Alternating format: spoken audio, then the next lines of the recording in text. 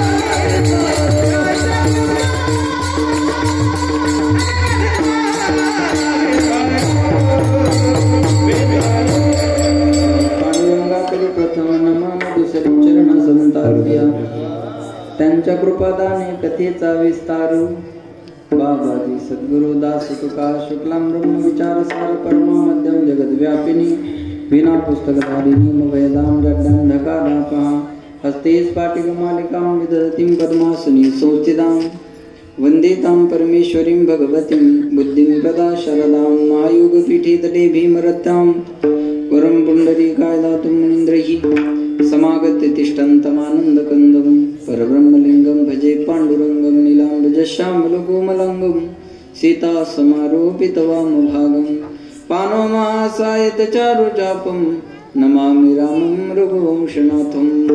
जय जय श्री राधारमण, जय जय नवल किशोर, जय गोपीचित, जय जय नवल किशोर, जय गोपीचित चोर प्रभु, जय जय माखन चोर जयांचे केले स्मरण होय सकळ विद्यांचे अधिकरण तेचे बंधू श्री चरण श्री गुरुचे ते नमस्कारोनी आता हेचे दान देगा देवा करण्याची आवाज थोडी कमी करा तुझा विसर न व्हावा गुण गायन आवडी हेची माझी सर्व जोडी प्रस्तुत प्राप्त प्रसंगी प्राप्त स्थळी चिंतन रूपी सेवेकरता निवडलेला अभंग याचे यावत भूतलावर जन्माला आलेल्या जडजीवाचा उद्धार करण्याकरिता आपला देह अखंड जिजीवणारे वितराग संपन्न पंचमेध निर्माते महाराष्ट्र भूषण देवनिवासी जगद्गुरु जगदवंदनीय सकल कंठ घोषित ज्ञानेश्वरी जगद्गुरु तुकोबाराय यांचा उत्कृष्ट असा चार चरणाचा भगवान पंढरीश परमात्म्याकडे मागणी करणारा अभंग सेवेकरता निवडलेला आहे। या अभंगावर यथामती यथा अवकाश जशी जमेल अशा प्रकारे अल्पशा वेळेमध्ये सेवा करण्याचा प्रयत्न करूयात। सेवेपूर्वी अल्पसा परिहार द्यायचा तो म्हणजे असा पुण्यभूमी पावन क्षेत्र कसाबखेडा या आपल्या गावामध्ये भगवान पंढरीश परमात्म्याच्या असीम कृपेने साधू संतांच्या कृपा आशीर्वादाने कैलासवासी केशवानंद सरस्वती स्वामीजी यांच्या पुण्यतिथीचा हा कार्यक्रम आमचे हरिभक्त परायण परमार्थ प्रेमी महाराज मंडळीवर नितांत प्रेम करणारे आणि महाराज मंडळी त्यांच्यावर अंतःकरणातून प्रेम करणारे योगेश दादांच्या मार्गदर्शनाने योगेश महाराजांच्या मार्गदर्शनाने हा भव्य दिव्य स्वरूपाचा सप्ताह या ठिकाणी सुरू आहे आणि त्या निमित्तानं इथं येण्याचा योग दादांमुळे झाला। नाही तर आज सकाळी मी होतो दैवड मसवडच्या पुढे तिथून इथं येणं शक्य नव्हतं बरं का एवढ्या दूरवरचा प्रवास पण योगेश दादा म्हटलं की कोण्या महाराष्ट्रातल्या महाराजाची नाही म्हणायची हिंमतच होत नाही म्हणून तुमच्या सर्वांच्या दर्शनाचा योग आलेला आहे। का काही दबाव म्हणून नाही प्रेम प्रीतीचे बांधणे प्रेमामुळं बरं का नाही तर तसे कोणाला भेट नाहीत महाराज विठ्ठला विठ्ठला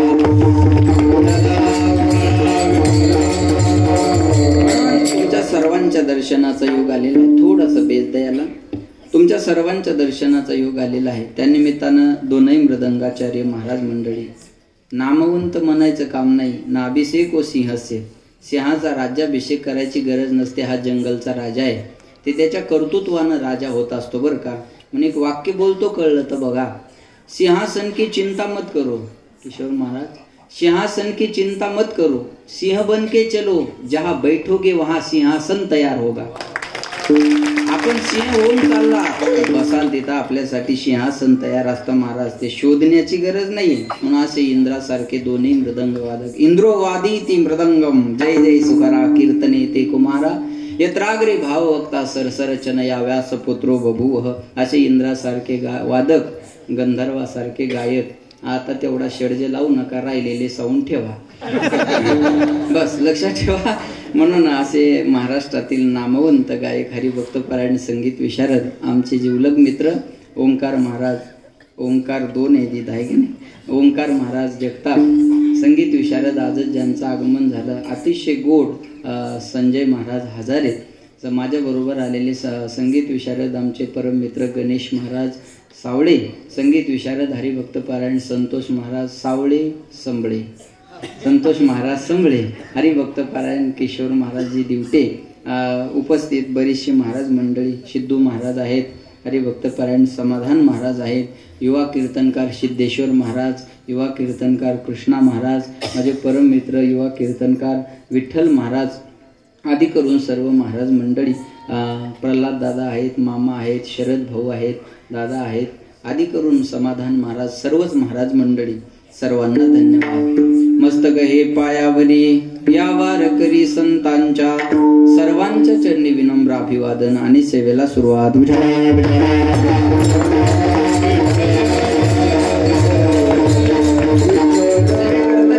अभंग तुकोबारायांचा आहे। जगद्गुरु तुकाराम महाराजा अभंगामध्ये भगवान पंढरीश परमात्म्याकडे मागणी मागतात हेची दान देगा देवा सोपा सोपा अभंग आहे पाटे सर्वांच्या आहे हेची दान देगा देवा देवा तुला मला द्यायचं असेल तर हेच दान दे कोणतं दान दे तुझा विसर न व्हावा जीवनामध्ये मला तुझा विसर पडला नाही पाहिजे हे दान तू मला दे आणि हे दान जर तू मला दिलंस तर मी काय करेल गुण गाईन तुझ्या गुणाचं गुणानुवाद गाईल कसे आवडीने आपण गातो कसे सवडीने, थोडासा फरक आहे. आवडीने तुझ्या गुणाचं गुणानुवाद गाईल, याच्यापेक्षा मला दुसरं काही मिळवायचं नाही, जोडायचं नाही, प्राप्त करायचं नाही. हेची माझी सर्व जोडी. भगवंत म्हणले तुकोबा आहे दुसरं काहीतरी मागा, मुक्ती मागा, धन मागा, संपदा मागा. तुकाराम महाराज म्हणले देवा मला ते लागत नाही, न लगे मला ते लागत नाही, मुक्ती नको. आपला परमार्थ जो चालला तो मुक्ती मिळवण्यासाठी चाललेला आहे. आणि महाराज म्हणतात मला मुक्ती पाहिजेच नाही का? तुका म्हणे मुक्ती परनिली नोवदी, आता दिवस चारी खेळी मेळी, म्हणून आम्हाला मुक्ती नको. न लगे मुक्ती धन, पैसा घ्या. महाराज म्हणले पैसा सुद्धा नको का? द्रव्याच्या मागे कळी काळाचा लाग, म्हणून या संघ खोटा त्याचा, असं तुकाराम महाराजांचं म्हणणं आपलं नाही. विठ्ठला पैसा आवडत नाही असा माणूस सापडत नाही महाराज. लक्ष देऊन ऐका. आदमी कब तक धन के पीछे भागता है, जब तक उसका निधन नहीं होता है तब तक धन के पीछे भागता है. माणूस आयुष्यभर धन धन धन धन धन धन धन करत राहतो, पण मेल्यावर पत्रिकेवर निधन लिहावं लागतं, एवढं लक्षात ठेवा. बघा पैसा आवडत नाही असा माणूस जवळपास सापडत नाही महाराज. एकदा लक्ष्मीचा आणि भगवान विष्णूचा संवाद सुरू झाला. ऐकताय ना माय? ऐकते ना सर्व? लक्ष्मीचा आणि भगवान विष्णूचा संवाद सुरू झाला. लक्ष्मी म्हणे देवा या जगात तुमच्यापेक्षा किंमत मला जास्त आहे. काय म्हणे लक्ष्मी? या जगात तुमच्यापेक्षा किंमत मला जास्त आहे. काय म्हणे लक्ष्मी? मी म्हणून बरं आहे, नाही ते एखादी पळून गेली असती. सर्वच बाया नवऱ्याला असं म्हणतात, मी म्हणून बरं आहे, नाही ते एखादी पळून गेली असती. मग नांदली कोणती असती? तो प्रश्न अजून सुटला नाही, तो शिल्लकच आहे. लक्ष्मी म्हणे तुमच्यापेक्षा मला जगात किंमत जास्त आहे. भगवंत म्हणले लक्ष्मी मला बोलून दाखवू नको, मला सिद्ध करून दाखव. आणि ऐका, एक दिवस एक प्रेत यात्रा चालली होती. लक्ष्मी मातेने त्या प्रेत यात्रेवर पैशाचा पाऊस पाडायला सुरुवात केली. प्रेत यात्रेवर जसा पैशाचा पाऊस पडत असताना लोकांनी पाहिला, लोकांनी प्रेताला सोडून दिलं आणि पैसे जमा करायला लागले. बोलत चला, प्रेत यात्रेवर जर पैशाचा पाऊस पडत असेल तर प्रेताला धरून कोणी राहणार आहे का? बोला बोला बोला बोला बोला ना. नाही, जाऊ द्या प्रेत यात्रेचं. इथंच जर पैशाचा पाऊस पडायला सुरुवात झाली तर तुम्ही कीर्तन ऐकाल का? बोला ना. तुम्ही ऐकाल का नाही हा नंतरचा भाग आहे. मी करलच का नाही हा पहिला मुद्दा आहे. तुकाराम महाराज थोडं सर्व माणसं पैसे जमा करायला लागले. लक्ष्मी म्हणे देवा ही माझ्या जगातली किंमत आहे. मेलेल्या माणसाला सोडलं लोक पैसे जमा करायला लागले, ही माझ्या जगातली किंमत आहे. भगवंत म्हणले लक्ष्मी तुझी किंमत मला कळाली. मेलेल्या माणसाला सोडलं आणि लोक पैसे जमा करायला लागले, इथपर्यंत तुझी किंमत आहे. पण एक माणूस पैसा पाहून उठून नाही बसला. म्हणे कोण? जो प्रेत म्हणून पडलेला आहे, जो मरून पडलेला आहे, तो उठून पैशाच्या मागे नाही ग पळाला. लक्ष्मी म्हणे देवा तो कसा काय पैशाच्या मागे पळणार? भगवंत म्हणले का?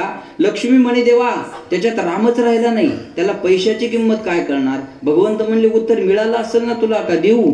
मी शरीरात आहे तोपर्यंत तुला कोणीतरी विचारणार आहे. तुझी कवडीची सुद्धा किंमत या जगात नाही. आप मर गई डूब गई दुनिया. किती पैसे दिल्यानंतर जीवनाचा एक श्वास विकत घेता येईल? बोला. कोरोना कशाचा रोग आहे? श्वासाचाच रोग आहे ना. म्हणून वातावरणात फुकट मिळणारा ऑक्सिजन दवाखान्यात विकत घ्यावा लागतो महाराज. हे पैशाचं स्वरूप संत महात्म्याला माहिती होतं. म्हणून महाराज म्हणले आम्हाला धन सुद्धा नको, मुक्ती नको, धन नको, संपदा घ्या. संपदा सोहळा ना आवडे मनाला, लागला टकळा पंढरीचा. द्यायचा असेल देवा तर मला संताचा संग द्या. संत संग देई सदा, मला सदा संताची संगत द्या. भगवंत म्हणले तुकोबाराय या सर्व गोष्टी जर तुम्हाला मिळवायच्या असतील तर तुम्हाला गर्भवासाचं दुःख सहन करावं लागेल. तुकाराम महाराज म्हणले देवा तुका म्हणे गर्भवासी सुखे घालावे आम्हास. सुखाने आम्ही गर्भवासाचं दुःख सहन करायला तयार आहे. महाराज परमार्थ गर्भवासातून सुटण्यासाठी आहे का गर्भवासात येण्यासाठी आहे? गर्भवासातून सुटण्यासाठी आहे. काय सांगू गर्भीची यातना मज भोगिता नारायणा. महाराज म्हणतात त्या गर्भाच्या यातना का कमी आहेत का? त्या गर्भातून सुटण्यासाठी ओंकार दादा महाराज देवाकडे विनंती करतात. एक वेळ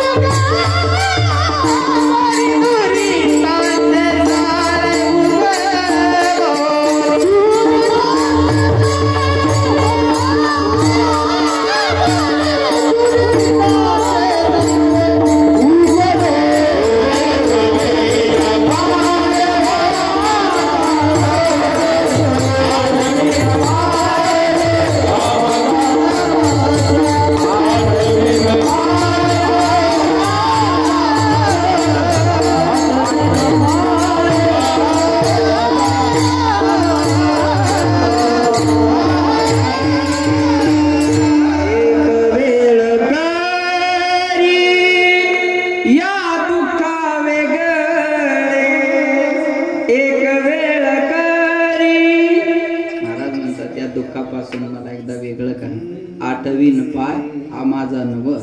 गर्भवासातून सुटण्यासाठी परमार्थ आहे, देवाकडे विनंती करतात आणि इथं म्हणतात तुका म्हणे गर्भवासी सुखे घालावे. हे कसं काय तर ऐका, याचं कारण आहे. पुढं जर मोठं सुख दिसत असेल तर छोटं दुःख माणूस आनंदानं सहन करायला तयार होत असतो. पुढं जर मोठं सुख दिसत असेल तर छोटं दुःख माणूस आनंदानं सहन करायला तयार होतो. बोलत चला, चोरी होणं चांगलं का वाईट? बोला ना, वाईट आहे की. पण मी सांगतो तुम्हाला आता बघा, चोरी होणं चांगलं कसं असतं. एका चोराने एका घरून चोरी केली आणि तिथून त्याला 10,000 रुपये मिळाले. किती? 10,000. 10,000 त्याचं समाधान झालं नाही म्हणून त्यानं दुसरं कीर्तन घेतलं. 10,000 त्याचं समाधान नाही झालं म्हणून त्यानं आणखी एक घर फोडलं बघा. पण ते घर फोडत असताना ते घर फोडलं आणि तिथून त्याला 5,000 रुपये मिळाले. पहिल्यांदा किती मिळाले होते? 10 आणि दुसऱ्या घरून 5. पण ते घर फोडत असताना काय झालं, त्या घरातल्या माणसाला जाग आली आणि त्यानं पाहिलं कोणीतरी घर फोडतंय.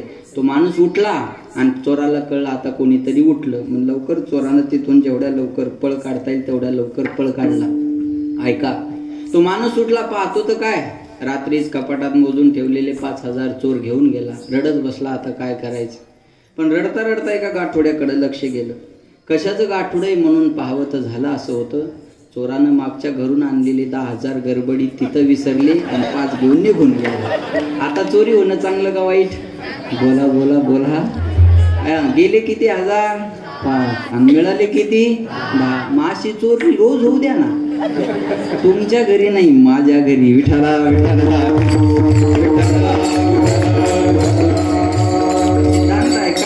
चोरी होणं वाईट आहे, पण एका चोरी मागे जर 5,000चा फायदा होत असेल तर ती सुद्धा चांगली आहे.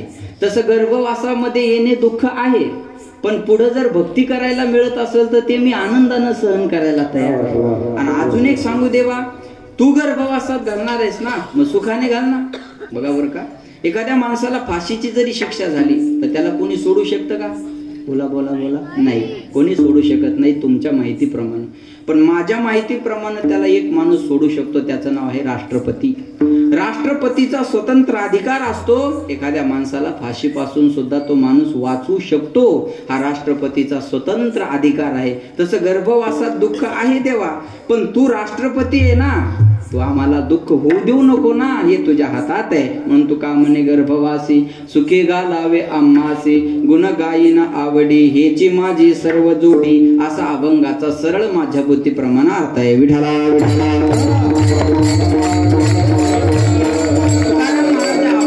भगवान पंढरीश परमात्म्याकडे मागणी मागतात बरं का सज्जनो. वारकरी संप्रदायाचे एक अलिखित दंड असा आहे, सप्ताहाची सुरुवात म्हणलं की नामपर अभंग असावा, मध्ये भक्ती ज्ञान वैराग्य सांगणारे अभंग असावे आणि आजच्या दिवशी मागणीपर प्रकरणातला अभंग असावा, असा एक वारकरी संप्रदायाचा अलिखित दंड आहे. याला कुठे शास्त्र आधार नाही बरं का. हाच अभंग घ्यावा असा काही शास्त्र आधार नाही, पण मोठ्यानं घालून दिलेली परंपरा आहे. त्या परंपरेला गालबोट लागू नये म्हणून हा मागणीपर प्रकरणातला अभंग मी तुमच्या समोर गायलेला आहे. माझा पहिला मुद्दा हा आहे, देवाकडे मागणं बरोबर आहे का. बरं, लक्ष देऊन ऐका बरं का. देवाकडे मागणं म्हणजे देवाची चूक काढल्याप्रमाणे आहे. भगवान पे भरोसा रखो क्योंकि भगवान आपको वो देगा जो आपके लिए अच्छा होगा, बल्कि भगवान आपको वो नहीं देगा जो आपको पसंद होगा. देव तुम्हाला ते देणार नाही का जे तुम्हाला आवडत असतं, देव तुम्हाला ते देईल का जे तुमच्यासाठी चांगलं असतं. मग देवाच्या मंदिरात कधी मागण्यासाठी जायचं नाही. ऐकताय ना, देवाच्या मंदिरात कधी मागण्यासाठी